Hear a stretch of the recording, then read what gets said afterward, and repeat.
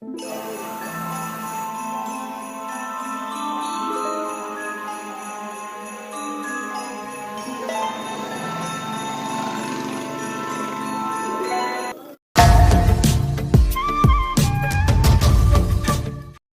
संदेश दिया था कि सत्य और अहिंसा के मार्ग पे चलना है, लेकिन देश में आज आप देखते होंगे राजेश जी की धर्म के नाम पर लड़ाइयाँ हो रही हैं, मॉब लिंचिंग जैसी घटनाओं को अंजाम दिया जा रहा है। तो आपको लगता है कि आज गांधी जी की जो विचारधारा थी वो हम सबके बीच में जिंदा है या फिर प्रासंगिक है?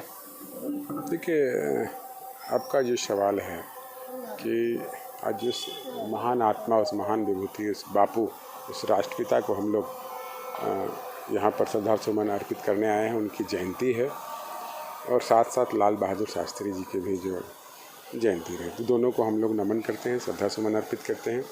आपने सवाल किया कि आज देश की स्थिति, निश्चित तौर पर अगर आज बापू होते तो उनकी विचारधारा के ठीक विपरीत केंद्र में संवैधानिक संस्थान में बैठे हुए लोग कर रहे हैं। देश एक ऐसी विकट परिस्थिति से गुजर रही है कि इससे पहले कभी आज़ादी के बाद भारत में ऐसा किसी ने कल्पना नहीं किया था। एक ऐसा सोच देश में चल रहा है जो हमेशा आपने जो जात और धर्म की लड़ाई की बात की, उस सोच के अनुसार चल रहा है। मगर ये विश्वास है भारतीयों को कि जिस प्रकार आज़ादी की लड़ाई में महात्मा संत के नेतृत्व में देश को आज़ादी मिली थी इस क्रूर शासक से, अंग्रेज़ों से, तो फिर एक बार हमारे नेता राहुल जी ने पदयात्रा के मार्फत भारत जोड़ो पूरे देश के लोगों को जोड़ने का काम करेगी। उस महात्मा गांधी की जो सत्य और अहिंसा की जो बातें हैं, उसी से देश मजबूत होगा, उसी से देश समृद्ध होगा, उसी से देश खुशहाल होगा। तो उस विचारधारा को लेकर राहुल जी ने निकल चले हैं पदयात्रा पर, भारत जोड़ो का नाम। तो ये जुटना है, और जब जब इस प्रकार के लोग शासन सत्ता पे आते हैं तो देश एकजुट होती है और उस महात्मा, उस संत को याद करती है, उनकी विचारधाराओं को याद करती है, उनकी सोच को याद करती है, उनके किए हुए कार्यों को याद करती है। देश पुनः उस चीज़ पर चल चुकी है और बहुत देश गांधी का देश होगा, ना कि देश आज 153वीं गांधी जयंती मना रहा है। गांधी जी के जो विचार थे, सत्य और अहिंसा के मार्ग पे वो चलने को कहा करते थे, तो आपको लगता है कि ये विचार आज के समय में लोगों के बीच में आज भी जिंदा है?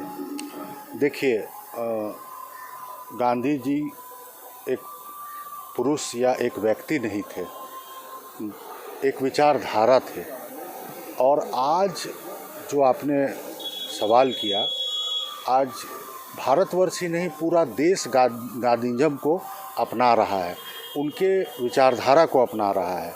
सत्य का मार्ग, अहिंसा का मार्ग, आपसी सौहार्द का मार्ग, अंतिम व्यक्ति को उसका अधिकार दिलाने का जो उनकी प्रयास थी, तो ये सब चीज़ को पूरा विश्व अपना रहा है। और इसीलिए हम कह सकते हैं कि उनके विचार कभी अप्रासंगिक हो ही नहीं सकते। ये विचार ऐसा विचार है कि प्रासंगिक होगा, ये परेशान हो सकता है, ये विचार पराजित नहीं हो सकता। ये पूरा विश्व गांधी जयंती मना रहा है, 153वीं जयंती है। गांधी जी का एक संदेश था, एक स्लोगन था कि रघुपति राघव राजा राम, पतित पावन सीताराम। तो आज वह राम राज्य क्या आप हमारे देश में देख पा रहे हैं?